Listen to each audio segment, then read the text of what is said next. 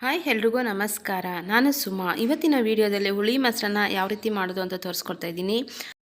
ಈ ರೀತಿ ಮಾಡೋದ್ರಿಂದ ವಾರಕ್ಕೊಂದು ಸತಿ ಆದರೂ ತಿನ್ನೋದ್ರಿಂದ ದೇಹಕ್ಕೆ ತುಂಬಾ ತಂಪು.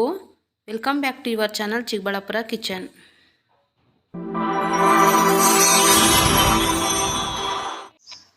ಮಡಕೆ ಒಂದು ತೊಗೊಂಡಿದ್ದೀನಿ. ಮಡಕೆಗೆ ಮಧ್ಯಾಹ್ನ ಮಾಡಿರೋ ಅನ್ನ ತಣ್ಣಕ್ಕೆ ಆಗಿರಬೇಕು. ಆ ಎಣ್ಣೆನ ನನ್ನ ಕೈಯಲ್ಲಿ 2 ಹಿಡಿಯಷ್ಟು ಹಾಕ್ಕೊಂಡಿದ್ದೀನಿ. ಚಿಕ್ಕದು ಮಡಕೆ ಅದು, ಆದ್ದರಿಂದ ಚಿಕ್ಕದಾಗಿ ಹಾಕ್ಕೊಂಡಿದ್ದೀನಿ ಅನ್ನ. ನೋಡಿ, ಹಾಲು ಕಾಯಿಸ್ಬಿಟ್ಟು ಬೆಚ್ಚಗೆ ಇರಬೇಕು.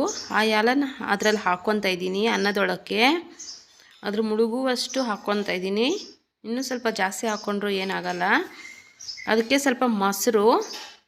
ನೋಡಿ, ಈ ರೀತಿ ಮಾಡೋದ್ರಿಂದ ನಮ್ಮ ದೇಹಕ್ಕೆ ತುಂಬಾ ತಂಪಾಗಿರುತ್ತೆ. ವಾರಕ್ಕೊಂದು ಸತಿ ಆದರೂ ಟ್ರೈ ಮಾಡಿದ್ರೆ ತುಂಬಾ ಒಳ್ಳೆಯದು.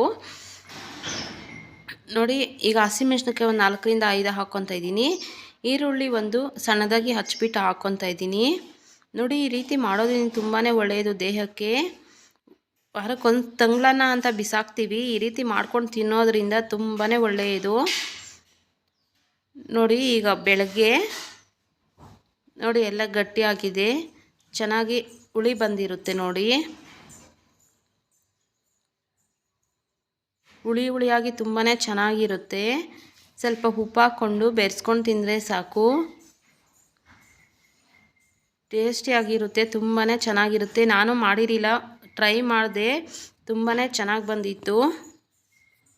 ನೀವು ಒಂದು ಸತಿ ಟ್ರೈ ಮಾಡಿ ನೋಡಿ, ತುಂಬಾ ಚೆನ್ನಾಗಿರುತ್ತೆ, ಟೇಸ್ಟಿಯಾಗೂ ಸಹ ಇರುತ್ತೆ. ನಮ್ಮ ವಿಡಿಯೋ ಫಸ್ಟ್ ಟೈಮ್ ಯಾರೆಲ್ಲ ನೋಡ್ತಾ ಇದ್ದೀರಾ, ಪ್ಲೀಸ್ ದಯವಿಟ್ಟು ಸಬ್ಸ್ಕ್ರೈಬ್ ಮಾಡ್ಕೊಳ್ಳಿ. ಹಾಗೆ ಒಂದು ಲೈಕ್ ಮಾಡಿ. ನಮ್ಮ ವಿಡಿಯೋ ಇಷ್ಟ ಆದರೆ ಕಾಮೆಂಟ್ ಮಾಡಿ. ಹೀಗೆ ಫ್ರೆಂಡ್ಸ್, ಹುಳಿ ಮೊಸರನ್ನ ಟ್ರೈ ಮಾಡಿ, ತುಂಬಾ ಚೆನ್ನಾಗಿರುತ್ತೆ, ಟೇಸ್ಟಿಯಾಗೂ ಸಹ ಇರುತ್ತೆ.